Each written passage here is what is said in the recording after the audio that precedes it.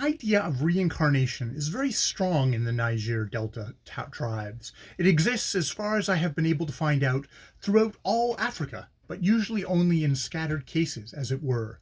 But in the Delta, most, I think, may say all, human souls of the surviving soul class are regarded as returning to the earth again and undergoing a reincarnation shortly after the due burial of the soul. These two exceptions from the rule of all deaths and sicknesses being caused by witchcraft are, however, of minor importance, for the infinitely larger proportion of death and sickness is held to arise from witchcraft itself, more particularly among the Bantu.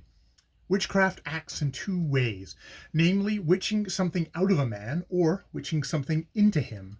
The former method is used by both Negroes and Bantu, but is decidedly more common among the Negroes, where the witches are continually setting traps to catch the soul that wanders from the body when a man is sleeping, and when they have caught this soul, they tie it up over the canoe fire, and its owner sickens and as the soul shrivels. This is merely a regular line of business, and not an affair of individual hate or revenge.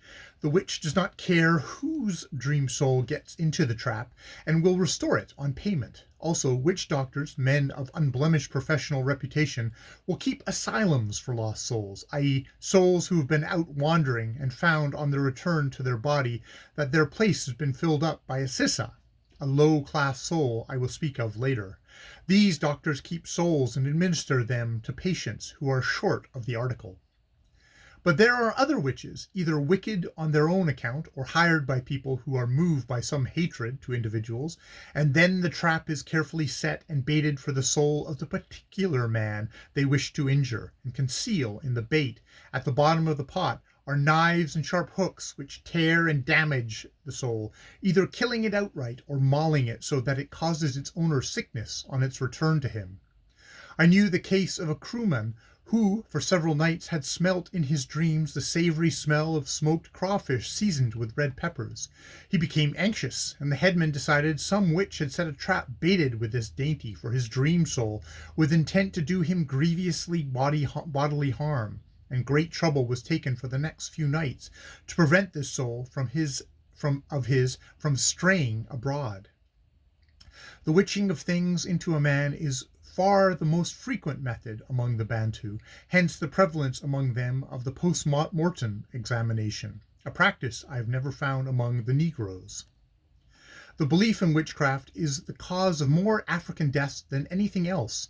It has killed and still kills more men and women than the slave trade. Its only rival is perhaps the smallpox, the grand craw-craw, as the Grumman graphically call it.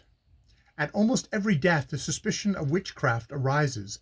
The witch doctor is called in and proceeds to find out the guilty person. Then woe to the unpopular men and weak women and the slaves, for on some of them will fall the accusation that means ordeal by poison or fire, followed, if these point to guilt, as from their nature they usually do, by a terrible death, slow roasting alive, mutilation by degrees before the throat is mercifully cut, tying to stakes at low tide, that the high tide may come and drown, and other deaths, human ingenuity and hate, and any other death, human ingenuity and hate can devise.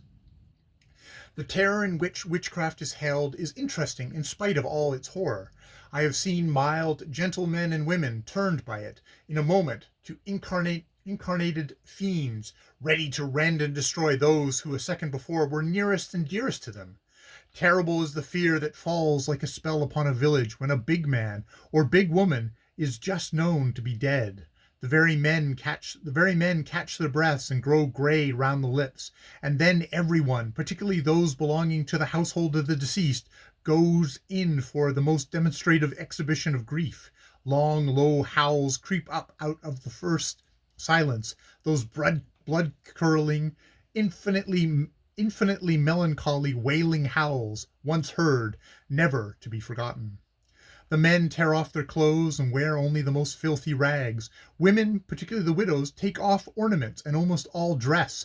Their faces are painted white with chalk, their heads are shaven, and they sit crouched on the earth in their house, in the attitude of abasement, their hands resting on the shoulders, palms downwards, not crossed across the belly, the breast, unless they are going into the street. Meanwhile, the witch doctor has been sent for, if he is not already present, and he sets to work in different ways to find out who are the persons guilty of causing the death. Whether the methods vary with tribe or with the individual witch doctor, I cannot absolutely say, but I think largely with the latter.